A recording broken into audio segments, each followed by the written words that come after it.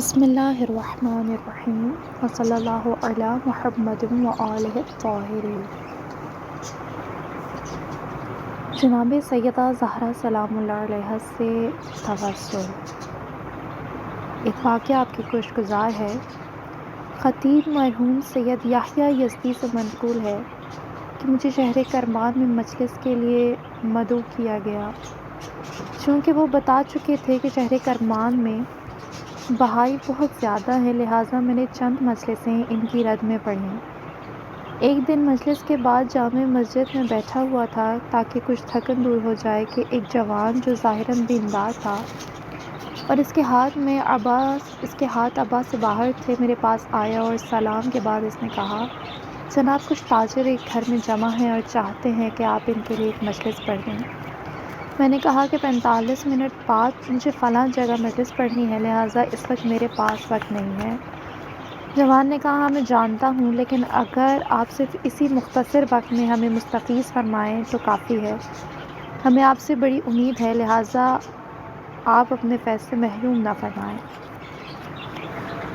وہ کہتے ہیں کہ میں نے قبول کر لیا۔ چونکہ میں چاہتا تھا کہ کوئی اس پروگرام سے آگاہ نہ ہو، لہٰذا میں نے آہستہ سے جوان سے کہا، کسی سے بتانا نہیں، مجھ سے چند قدم کے فاصلے پر چلو، تمہارے پیچھے آ رہا ہوں۔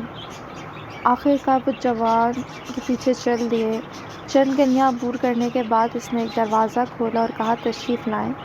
جیسے ہی میں صحن میں پہنچا تو جوان نے دروازہ بند کر کے بلند آواز میں کہا، میں اس لیے آیا ہوں۔ پتہ چلا کہ وہ سب کے سب بہائی تھے اور انہوں نے مجھے قتل کرنے کے لیے یہ بہانہ بنایا تھا۔ میں نے اس جوان سے کہا، چونکہ میں نے تیری بات قبول کی، لہٰذا مجھے وضو کرنے کی مہلت دے دے۔ جوان نے میری کمر پر ہاتھ مار کر کہا، جلدی وضو کر۔ جب میں حوض کے کنارے پر وضو کے لیے بیٹھا تو میری آنکھوں سے آنسو جاری ہو گئے۔ میں نے جناب فاطمہ زہرا سے عرض کی، مادر گرامی، میں آپ کے لال حسین کا ذاکر ہوں، میری مدد پہنچیے، میری فریاد کو پہنچیے۔ اس وقت میں نے سنا کہ بہائی لوگ میرے قتل اور دفن کے بارے میں بات چیت کر رہے ہیں۔ میرا وضو پورا ہی ہونے والا تھا کہ اچانک میں نے آواز سنی جیسے کوئی گروہ دروازہ دھکیل رہا ہو۔ ان کے دروازہ دھکیلنے سے دروازہ ٹوٹا۔ ان کے اندر آنے سے کچھ بہائی فرار ہو گئے اور ان میں سے کچھ پکڑے گئے۔ جب میں نے آنے والوں کو دیکھا تو سب وہی تھے جو جامع مسجد میں مجلس کے وقت منبر کے پاس بیٹھے ہوئے تھے۔ میں نے پوچھا، میں نے تو کسی کو نہ بتایا تھا کہ میں کہاں جا رہا ہوں، آپ کو کس طرح سے یہ گھر ملا؟ انہوں نے کہا، جب آپ چلے گئے تو مسجد کا خادم جا کر سو گیا، لیکن وہ ایک دم خواب سے اٹھا اور اس نے کہا، دوڑو ورنہ سید یحییٰ کو قتل کر دیں گے۔